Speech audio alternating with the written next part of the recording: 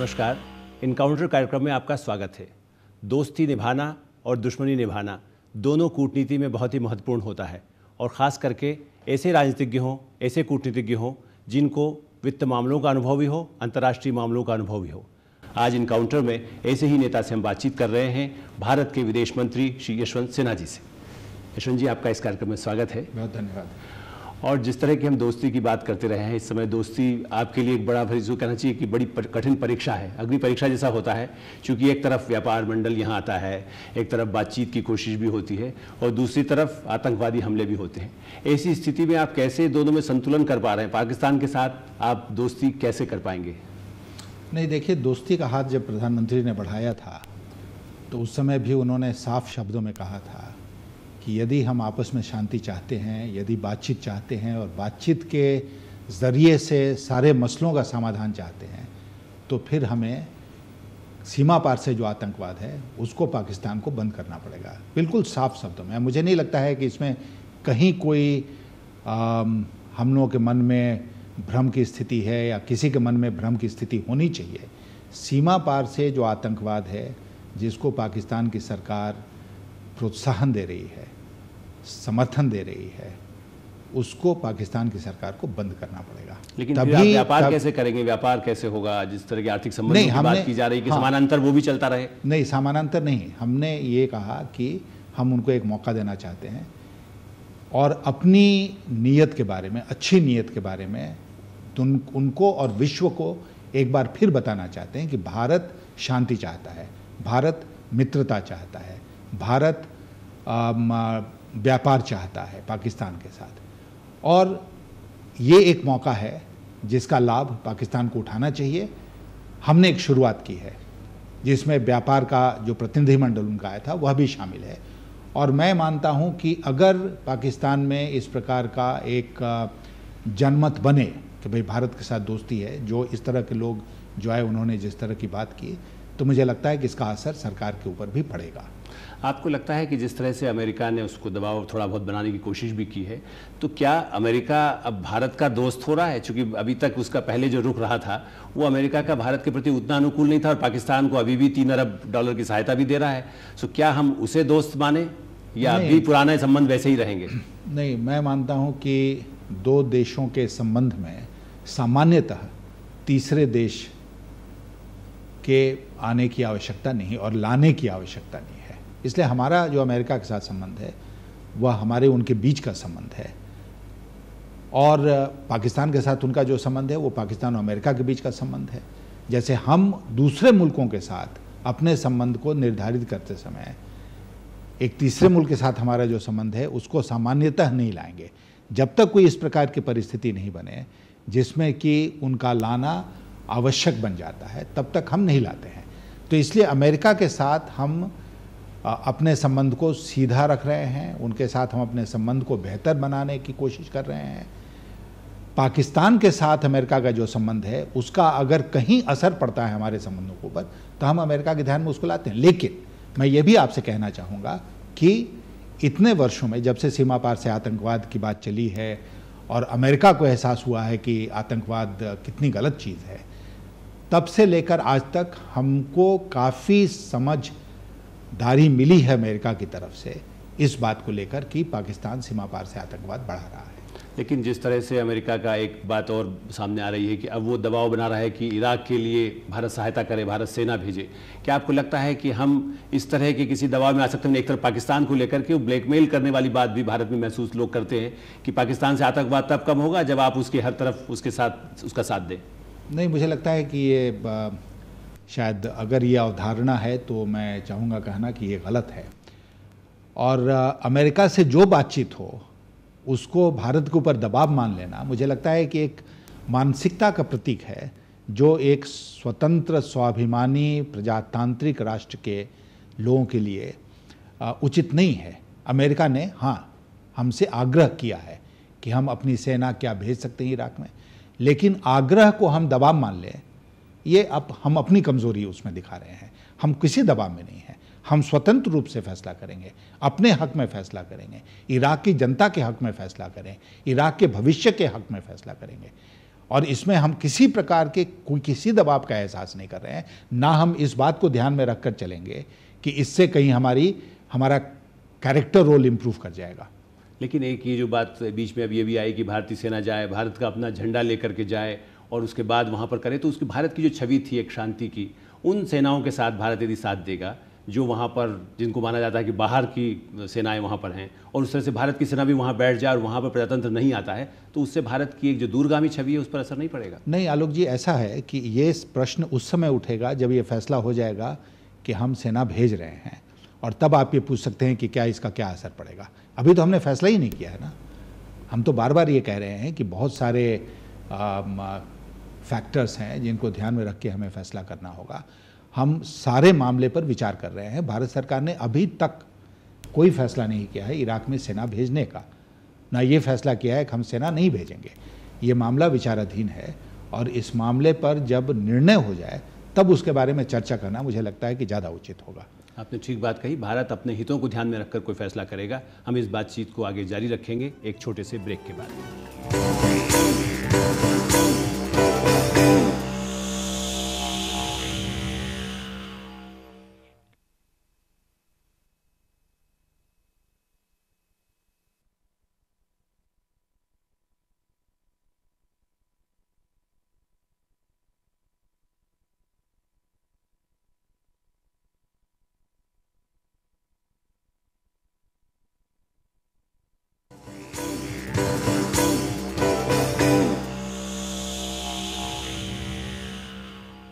Encounter में एक बार फिर आपका स्वागत है। हम बात कर रहे हैं भारत के विदेश मंत्री श्री यशवंत सिन्हा जी से। बातचीत हो रही थी दबावों की। आप अभी चीन से लौटे हैं, और जिस तरह से चीन के साथ भी कड़वाहट के संबंध भी रहे। ये अलग बात है कि आपने पिछले 10 वर्षों में, पिछले 5 वर्षों में, जब से आपने वित्त मंत्री के रूप में भी और विदेश मंत्री के रूप में भी कोशिश की कि उनके साथ संबंध सामान्य हो, आपको लगता है कि चीन भी वो हिंदी चीनी भाई भाई वाली जैसी स्थिति फिर से बनने की आसार है? नहीं, हम देखिए, इसमें मैं समझता हूँ कि प्रधानमंत्री जी ने जिस भाषा में इसको रखा, उससे बेहतर भाषा में कोई और नहीं रख सकता है। उन्होंने क्या कहा? उन्होंने कहा एक अच्छी शुरुआत हुई है, लेकिन आगे एक लंबा सफ़र तय करना है। तो इसलिए हम किसी यूफोरिया के पक्ष में नहीं हैं कि चीन प्रधानमंत्री जी गए, बातचीत हुई, अच्छे समझौते हुए, एक अच्छा वातावरण बना, तो हम तत्काल इस निर्णय पर पहुंच गए कि सारी समस्याओं का समाधान हो गया और हिंदी चीनी भाई भाई हो गए। नहीं, वो शायद जल्दीबाजी होगी। एक अच्छी शुरुआत हुई है, करवाहट कम हुई है। चीन का जो नया नेतृत्व है, उससे संपर्क में आने का, उसके साथ व्यक्तिगत संबंध बनाने का एक अच्छा मौका मिला प्रधानमंत्री जी की चीन यात्रा के। लेकिन ये जो भारत, चीन और रूस वाला एक प्रश्न पहले से रहा है, और एक तरह से बड़ा समीकरण है कि अमेरिका की अपनी दादागिरी को रोका जा सके, उसमें क्या भारत कोई अहम भूमिका निभा सकता है कि दादागिरी न हो, सबको प्रजातांत्रिक अपनी ताकत रहे, और ये इसको गठजोड़, मतलब जैसे भारत एक बड़ा ऐसा देश रहा है, गठजोड़ चाहे उस शब्द कहना गलत होगा, लेकिन ये है कि कम से कम उसको संतुलित करने के लिए भारत कोई भूमिका निभा सकता है? नहीं, हम कोई ब्लॉक नहीं बना रहे हैं। देखिए, इसमें बहुत दिनों से ये बात चल रही है, कई वर्षों से, ये आज की बात नहीं है कि भारत, चीन और रूस के बीच में ज़्यादा समझ बढ़े। और आपको याद होगा कि रूस के पहल पर पिछले साल सितंबर के महीने में जब हम सब लोग गए थे न्यूयॉर्क, और यूएन जनरल असेंबली की मीटिंग हो रही थी, तो उस समय रूस के विदेश मंत्री ने चीन के विदेश मंत्री को और मुझे आमंत्रित किया था एक दिन के भोजन के लिए, और हम सब बैठे, हमने कई मुद्दों पर चर्चा की। वहाँ पर एक शुरुआत हुई। शायद इस बार भी जब हम न्यूयॉर्क जाएंगे सितंबर में, और बातचीत इस प्रकार की होने की पूरी संभावना है। लेकिन इसको एक हम इस रूप में लें कि एक नया ब्लॉक बन रहा है, या हम किसी ताकत के खिलाफ खड़े हो रहे हैं तीनों साथ मिलकर, तो मैं समझता हूँ कि ये सही नहीं होगा अपने आप में। हम किस प्रकार की बातचीत करते हैं? हम आपस में बात करते हैं कि तीनों देशों के संबंधों में और हम कैसे प्रगाढ़ बना सकते हैं। हम इस बात की बात करते हैं कि जो ग्लोबल इश्यूज हैं, विश्व की समस्याएं हैं, उनके बारे में एक राय हम कैसे बना सकते हैं। लेकिन इशू तो सबसे बड़ा आतंकवाद है, और चीन जिस तरह से पाकिस्तान को परमाणु हथियार देने में मदद करता रहा, पाकिस्तान को लगातार हर तरह से सहायता देता रहा, मैंने एक तरफ अमेरिका आर्थिक सहायता देता रहा और चीन हथियारों की सबसे बड़ी मदद करता रहा। सो क्या उसके बाद अब हम भरोसा कर सकते हैं कि वो पाकिस्तान को उतनी मदद नहीं करेगा और भारत के साथ दोस्ती निभाना चाहेगा? देखिए, एक कहावत है ना कि न कोई स्थायी दुश्मन है ना स्थायी मित्र है। हमें अगर शांति की खोज है, मित्रता की खोज है, तो हमें मित्रता का प्रयास सबसे करना पड़ेगा, जिसमें पाकिस्तान भी शामिल है, चीन भी शामिल है और दूसरे देश भी शामिल हैं। अगर हम ये मन में ठान लें कि कभी उन्होंने ऐसे हमारे साथ किया था, तो आगे कोई मित्रता नहीं हो सकती है। इसलिए कुछ भूलना पड़ेगा, कुछ आगे की सोचना पड़ेगा और मित्रता की दिशा में अगर उस तरफ से भी इस प्रकार की मानसिकता है तो हमको आगे बढ़ना चाहिए। और मुझे लगता है कि चीन जब हम गए थे तो हमें वहाँ के नेतृत्व से बातचीत करने पर लगा कि उनके मन में भी कुछ इसी प्रकार के विचार हैं। वह भी जो इतिहास की बातें हैं उसको भूलकर हमारे साथ आगे बढ़ना चाहते हैं। और मुझे लगता है कि चीन, भारत और दुनिया के सारे देश इस बात को जानते हैं, समझते हैं कि चीन और भारत दो उभरती हुई शक्तियां हैं, एक दूसरे के पड़ोसी देश हैं, दुनिया की सबसे बड़ी जनसंख्या इन देशों में है, तो हमको आगे बढ़ना चाहिए। लेकिन क्या अमेरिका इसको गंवारा करेगा? इस तरह से वो बर्दाश्त करेगा कि भारत यदि चीन के साथ भी दोस्ती करने लगे, तब तो उसका अपना कोई खेल वो कर ही नहीं पाएगा। अभी तक उसको लगता है कि भारत और पाकिस्तान भी चीन से, मतलब यदि कहीं परमाणु ताकत भी यदि भारत बनता है तो शायद वो चीन को संतुलित कर रहा है। नहीं, वो चिंता आप अमेरिका को करने दीजिए।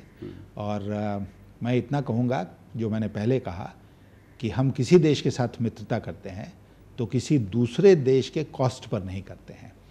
और मुझे नहीं लगता है कि किसी दूसरे देश को इसके बारे में चिंता होनी चाहिए। अगर हमारी मित्रता बढ़ती है, अगर हमारी मित्रता पाकिस्तान के साथ बढ़ती है, तो इसकी भी कोई चिंता करने लगेगा क्या? नहीं करेगा। तो उसी प्रकार किसी को चिंता करने की आवश्यकता नहीं है, क्योंकि अगर हम किसी के साथ मित्रता बढ़ाते हैं तो आपसी सहयोग के लिए बढ़ाते हैं, किसी तीसरे देश के खिलाफ गठबंधन हम तैयार नहीं कर रहे हैं। जब दोस्ती की बात करते हैं तो हमारे जो पड़ोसी देश हैं, खाड़ी के ऐसे देश हैं, ईरान पर भी अमेरिका की नज़र कोप दृष्टि दिखाई दे रही है। ऐसी स्थिति में आपको लगता है कि भारत में जो थोड़ा सा, जिसको कहना चाहिए कि हिंदुत्व का जोर आने के बाद, गुजरात की घटनाओं के बाद, खाड़ी के देशों में भी, चूँकि आपको सब देशों के साथ संपर्क रहता है, आप फिर देश यात्रा पर जाने वाले हैं, ऐसी स्थिति में उन मुस्लिम देशों का भी समर्थन भारत को है या नहीं? बहुत मामलों में है।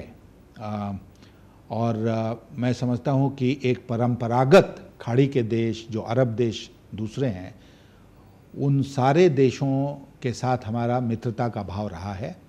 और मुझे लगता है कि ऑर्गेनाइजेशन ऑफ इस्लामिक कंट्रीज़ या कॉन्फ्रेंस के जो देश हैं उस पर अगर पाकिस्तान का जोर पड़ता है तो एक आध वो प्रस्ताव पारित कर देते हैं। लेकिन हमारी बहुत गाढ़ी मित्रता उन देशों के साथ है, आर्थिक संबंध है। और हमारा प्रयास ये रहा है कि हम उन संबंधों को और प्रगाढ़ बनाएं। इसलिए देश के भीतर की जो घटनाएं हैं उनका बहुत कुछ इस मित्रता पर प्रभाव पड़ता है, ऐसा मैं नहीं मानता हूँ। घटनाएं पहले भी घटी हैं, मित्रता फिर भी चलती रही है।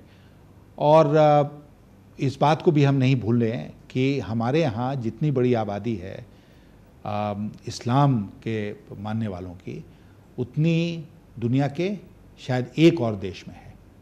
हमारा दूसरा नंबर है। तो इसलिए ये हमारे लिए एक बहुत बड़ा एसेट है।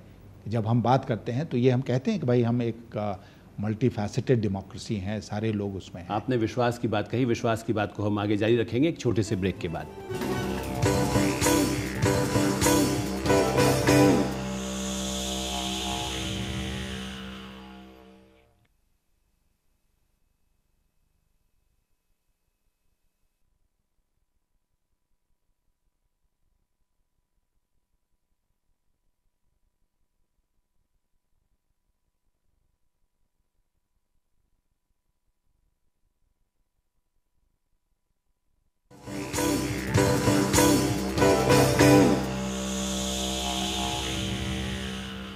इनकाउंटर में एक बार फिर आपका स्वागत है। हम बातचीत कर रहे हैं भारत के विदेश मंत्री यशवंत सिन्हा जी से।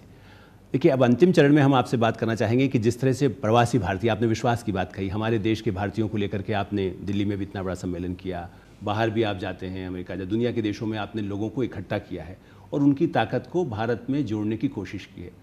लेकिन भारत के घटना चक्रों के बाद, वैसे जब चूंकि आप फाइनेंस मिनिस्टर भी रहे हैं और आपको कुछ हद तक सफलता भी मिली, लेकिन भारत में चाहे वो आतंकवादी हमले हो या सांप्रदायिक तनाव हो, क्या उसका असर प्रवासी भारतीयों पर बुरा नहीं पड़ता? उनका पैसा भी भारत में लगाने में कहीं उसका बुरा प्रभाव नहीं पड़ रहा है?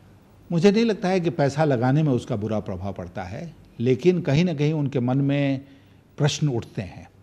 और जब हम जाते हैं, उनसे मिलते हैं, उनके समूहों से मिलते हैं, तो हमारा ये प्रयास होता है कि हम उन प्रश्नों का उत्तर दें और उनके मन में अगर कहीं कोई शंका है तो उस शंका को दूर करने का प्रयास करें। और मैं मानता हूँ कि हमारे जितने नेता बाहर गए हैं और उनकी मुलाकातें हुई हैं, उस इंटरैक्शन से उन शंकाओं को दूर करने में हमें सफलता मिली है।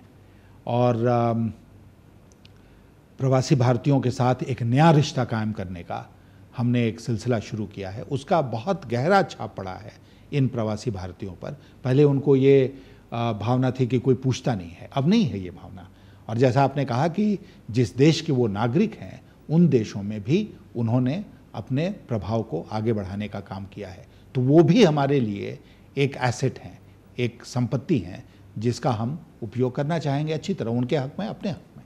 भारतीयता की जो पहचान बढ़ी है और उसके साथ उनमें एक धर्म का भी एक फिर से उद्भव दिखाई देता है और ज़्यादा जागा है, चाहे वहाँ की अपनी समस्याओं के कारण भी जागा हो।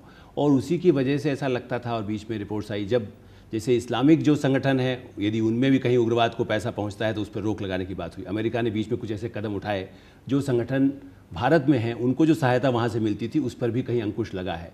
सो क्या ये कोई एक संकेत है कि भारत में भी यदि हिंदू के नाम पर उग्रवाद पैदा होता है तो उस पर दुनिया की देश के जो दूसरे देश हैं वो भी रोक लगाएं, और भारत सरकार उस पर क्या करेगी? देखिए, उग्रवाद और आतंकवाद एक विश्वव्यापी समस्या इस समय बन गई है, आप स्वीकार करेंगे। लेकिन एक बात मैं कहना चाहूँगा अंत में आपसे कि जितना विश्वव्यापी ये उग्रवाद और आतंकवाद चला है, उसमें आज तक एक भी भारतीय, चाहे वो हिंदू हो, मुसलमान हो, सिख हो, ईसाई हो, एक भी भारतीय हाल के दिनों में इसमें शामिल नहीं पाया गया है। नहीं, अपने देश में जब हत्याएं करते हैं तो वो भी तो आतंकवाद है। नहीं, यदि अपने देश में दूसरे धर्म के नाम पर, किसी नाम पर जब आतंकवाद जैसी गतिविधियां होती हैं तो उसको भी आतंकवाद नहीं मानेंगे? उसको, वो देश के भीतर की समस्या है, वो विश्वव्यापी समस्या का अंग नहीं है। जो इंटरनेशनल टेररिज्म जो है उसका अंग वो नहीं है। इसलिए उसको हमको दूसरे ढंग से देखना है और दूसरे ढंग से उसको टैकल करना है। जो विश्वव्यापी समस्या है आतंकवाद की, उसको दूसरे ढंग से देखना है, उसको दूसरे ढंग से टैकल करना है। आपको मैं लगता उस है संदर्भ में कह रहा था कि कोई भारतीय उसमें संलिप्त नहीं पाया गया है। लेकिन फिर ऐसी रोक, वहाँ पर जो कुछ आर्थिक रोक लगाई गई, जो पैसा भारत आता था, ऐसे संगठनों पर रोक लगाई गई, वहाँ पर FBI वगैरह ने छापे मारे और बाकायदा इस तरह की रिपोर्ट्स आई थी अमेरिका से कि जो भारत के ऐसे नहीं, आप वेरीफाई करें उन रिपोर्ट्स को आप वेरीफाई करें कि कौन से संगठन थे, कौन से उग्रवादी संगठन थे जिनको कि भारत में पैसे आ रहे थे।